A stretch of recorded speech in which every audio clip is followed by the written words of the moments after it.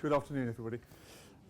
So when I spoke to Paul, he said, "Could you please, sum up what we've heard today?" And I was petrified by that thought, and I thought I'm going to have to rewrite my speech at last minute. But I'm pleased that I'm not going to have to do that. It's nice to see our thoughts align. And I thought I'd just start by just summarising some of the things we've heard today, and then hopefully my talk will give you some answers potentially to how we're going to address those, with some additional thoughts of the future and what our environment looks like.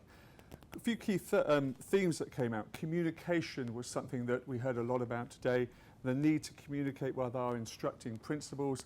I think we also talked about reporting. What do reports look like?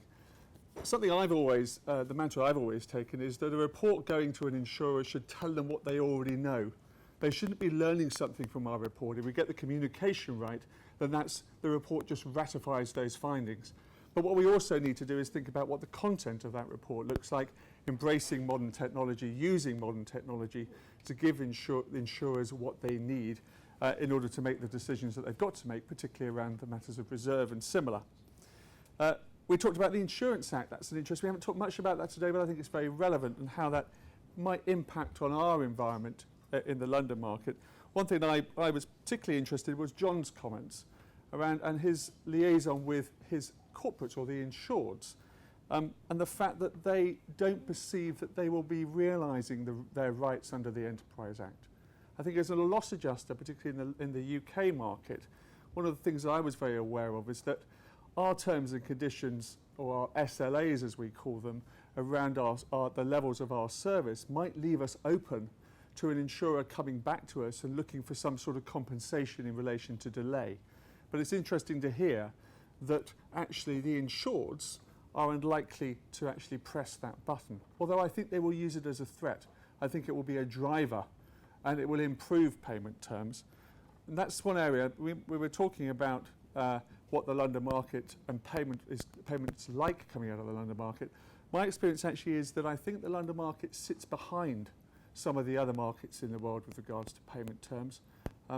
There are conditions in other markets whereby interim payments have to be made within a certain time limit or up to a certain time limit. We don't do that traditionally in the UK, and that may change moving forward. Other comments that we've heard today around the nuances of working abroad. And absolutely that I resonate with all of those comments. Having done claims from Nigeria to Chile to China and even glamorous places like the Maldives or Monaco, those nuances absolutely apply in whether it's a developed territory or a less developed territory. So let me move on to my talk. And as I said, I hope that it's going to give you a bit of an insight, maybe some answers to some of those questions which have been raised.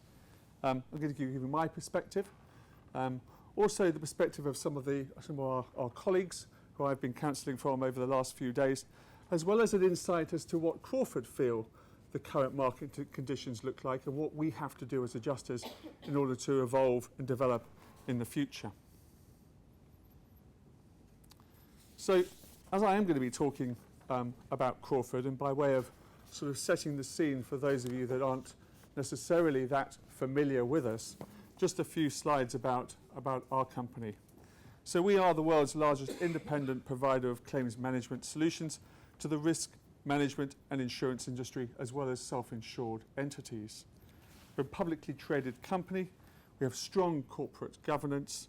We're financially stable, which is important in today's world, with a long history in the industry.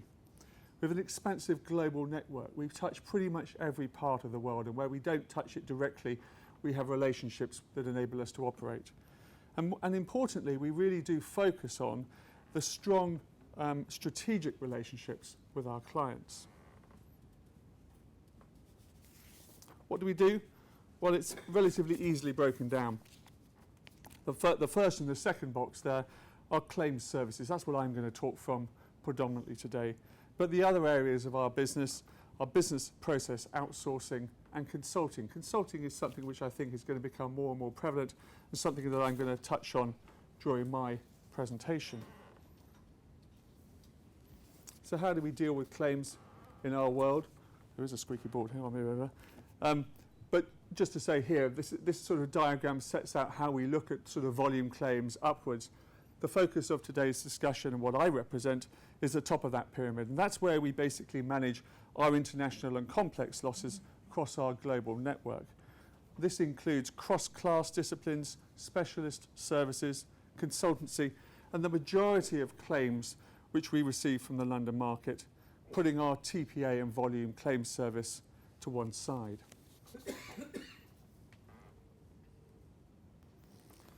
Like most of you, we structure our service offering through industry segments or specialisms. But what's interesting when you look at this list is that it needs to remain relevant. And it needs to be remain fluid and adapt to the conditions and the new lines of business that we're currently dealing with. So 2 examples of that in the emerging risk space would be cyber or perhaps renewables.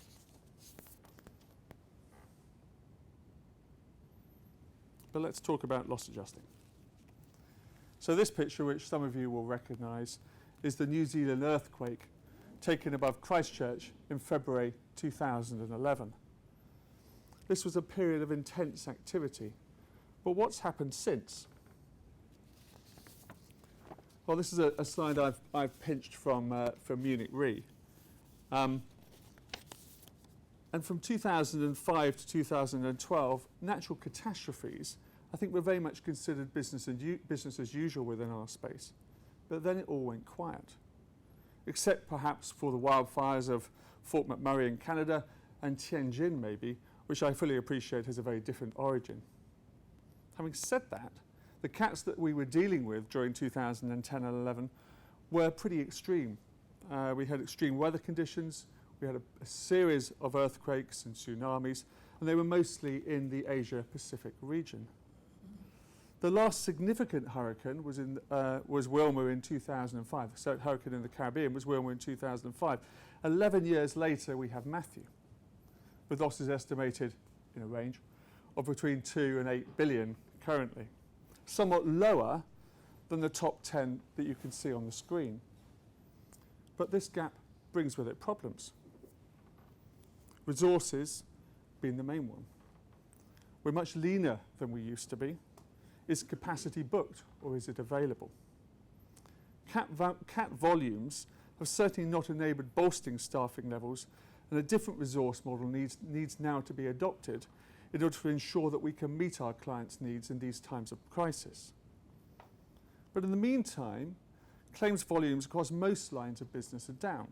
So why is this? Well, we have better risk management, higher retentions or deductibles, weather conditions. Global warming, I think, certainly is not what we thought it might be at one stage. Socioeconomic reasons, wider or maturing international markets. There's more capacity and competition at a local level. New entries into our traditional markets, insourcing, increased skill sets, the use or reliance on subject matter experts, increased litigation risk, and the emergence of more lawyer-led programs. So now a few slides about where Crawford sees the future. Excuse me.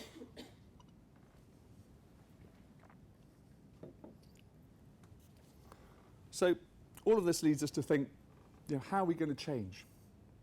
What are the opportunities that exist?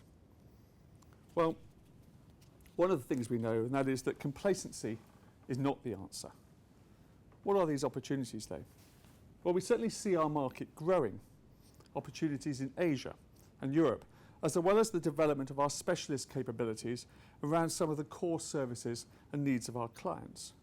I'll talk a little bit more about this later, but to the word specialist, I would also add consultancy. There needs to be a recognition of our changing client needs, something we talked about a lot today. I'm conscious that a number of our mutual clients are probably in the room, but we certainly feel that generally our principals are looking for more than just loss adjusting services. As well as providing a robust and integrated solution for their complex and international claims needs, they wanted to add value to their own internal reporting, compliance and data management needs. In the same vein, claims service is now at the forefront of any new product offering. It is absolutely a strategic business driver, and there is great opportunity for us to leverage off and build strong relationships with our clients through more innovative thought and value-led propositions. And my third point, which really builds on the second, is there's a need to embrace technology around the field of data analytics by way of improving and combining this within our traditional offerings.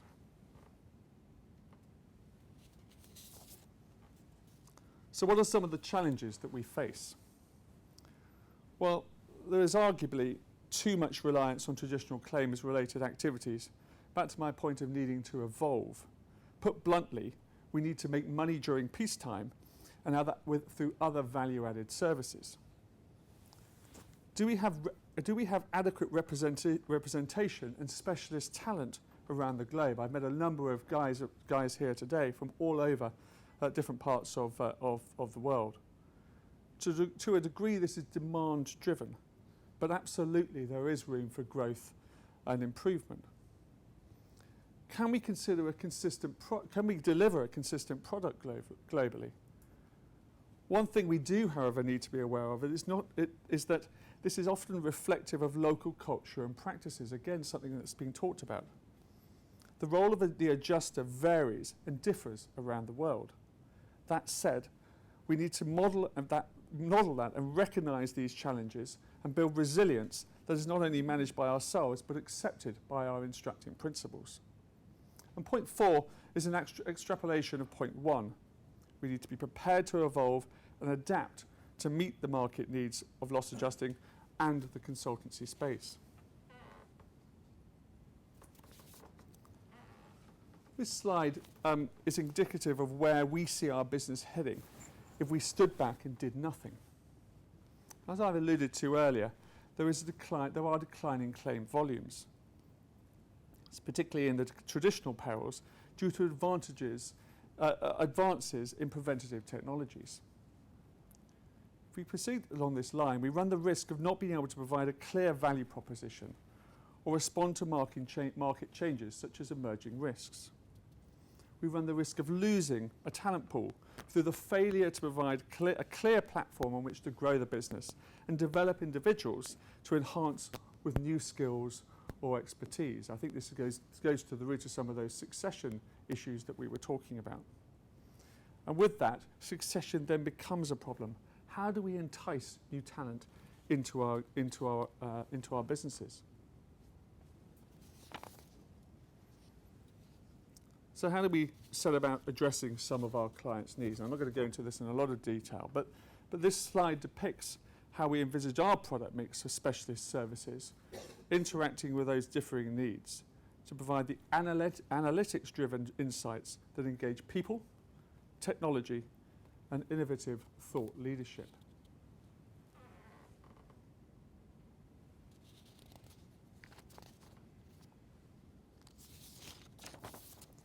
By embracing this model, the overall driver has to be to improve the carrier and policyholder experience. And again, without going into the detail, this slide attempts to depict a day in the life of the client and outlines how we strive to improve the claims management life cycle with the following mutual objectives or outcomes. Firstly, we have an improvement in performance-based selection. We have an improved programme of retention by carriers. A policyholder satisfaction-driven increase in broker nominations. Deeper engagement in policyholder risk programmes. Reduced revenue volatility, which I've talked about, and obviously on the back of that, improved margins.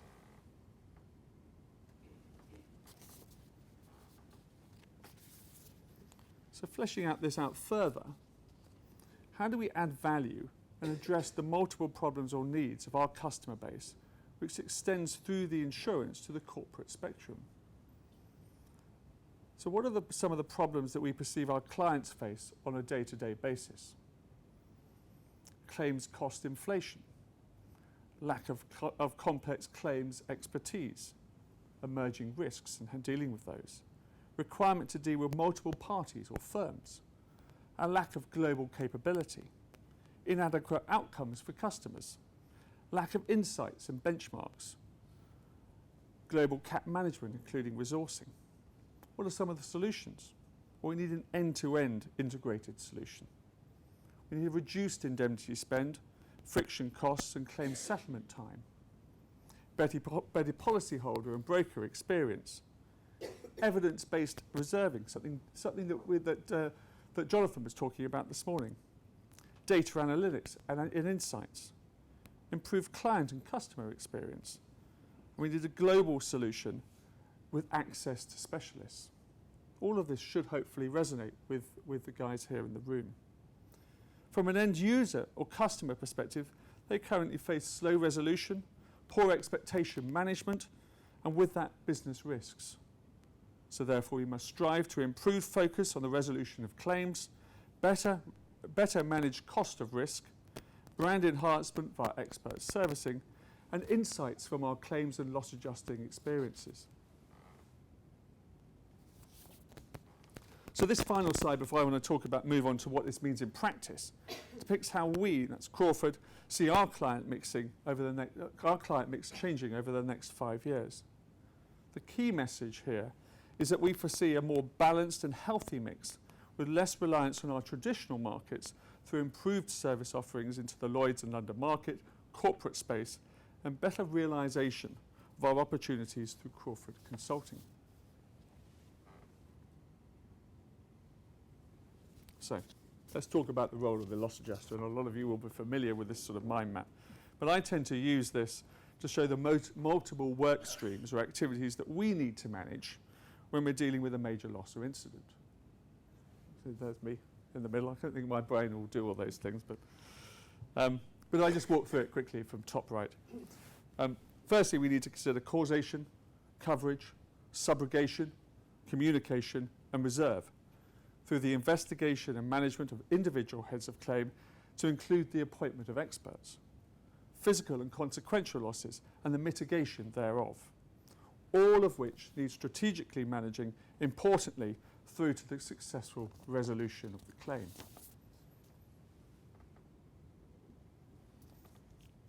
But how does this apply to some of our emerging risks, particularly cyber? Well, the events or claims that we are dealing with certainly are brand threatening, but do we appreciate their complexity? What's the difference between your large cyber event, such as the UK Talk or New Zealand earthquake pictured below? Well, they're both significant events, making international headline news affecting many people. Christchurch had a population of circa 200,000, somewhat less than the 4 million people initially notified by the Talk breach, and very close to the ultimately established number of people who had actually had their personal data accessed or stolen. Under no circumstances do I want to belittle the huge human tragedy that was suffered by the residents of Christchurch. I was there and witnessed it firsthand. But the complexity of claims that we are dealing with are absolutely on a parallel with the type of losses that we're beginning to see from our work in the cyber risks arena.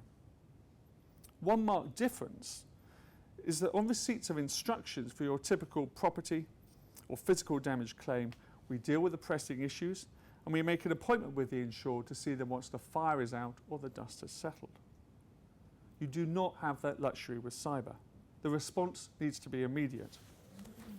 An example of this is that I became aware of the Talk claim at 4 o'clock in the afternoon.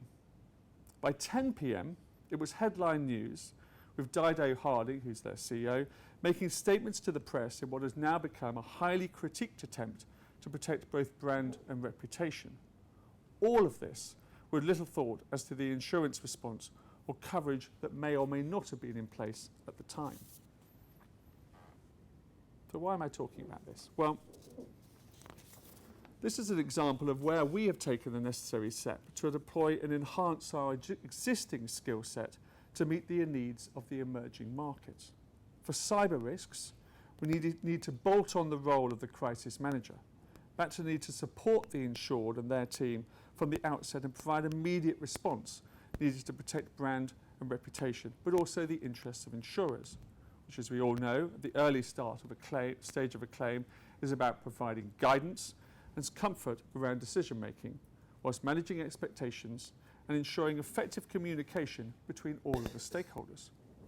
So we provide specific training to our staff to ensure that they can effectively take on this role, which we call the incident manager.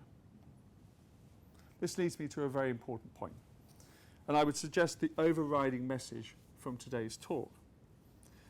As we move to a more specialist-driven market space, I have heard time and time again that the role of the general adjuster is dying or reducing.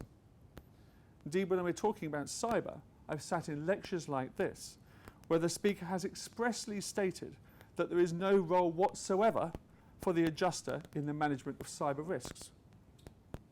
Well, this could not be further from the truth. And I would even argue it's an incredibly naive statement. The current market presents a tremendous opportunity for the loss adjuster. Our focus on coordinating and managing the response in an efficient and effective manner, whilst managing the expectations of all parties through strong communication and leadership, with the overriding objective of reaching a successful resolution of the claim, is paramount. We appoint experts to manage the technicalities of the claim, but not the claim itself. These experts need managing with a focus on mitigation and the balancing of response needs with those of the business and other key drivers. Engineering is engineering. Legal is legal. IT is IT. Accounting is accounting. Mix these up or get people doing things that they're not qualified to do, and you ended up with an unstructured mess.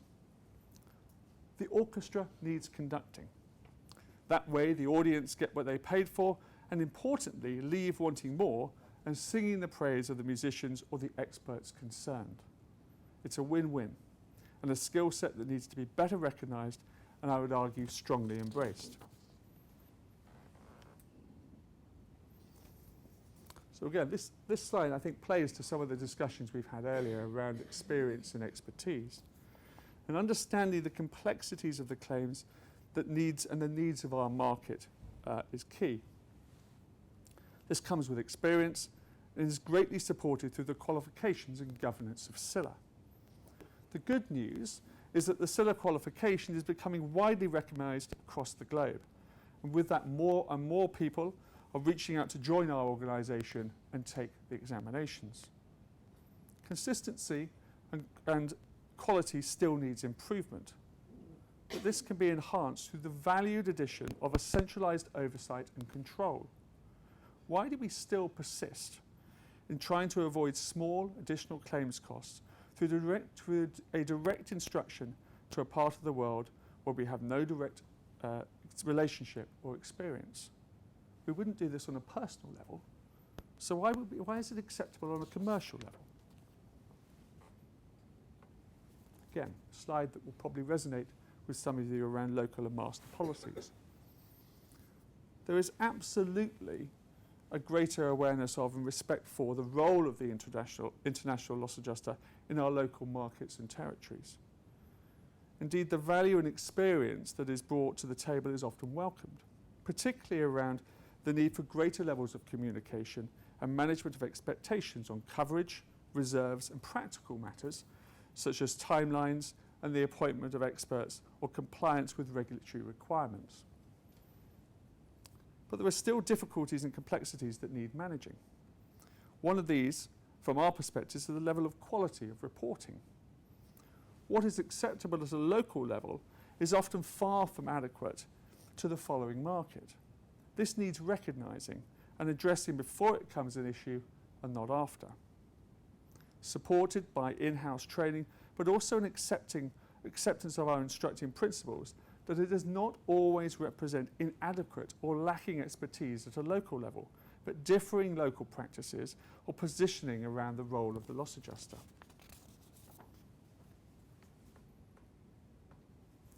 So, my concluding slide.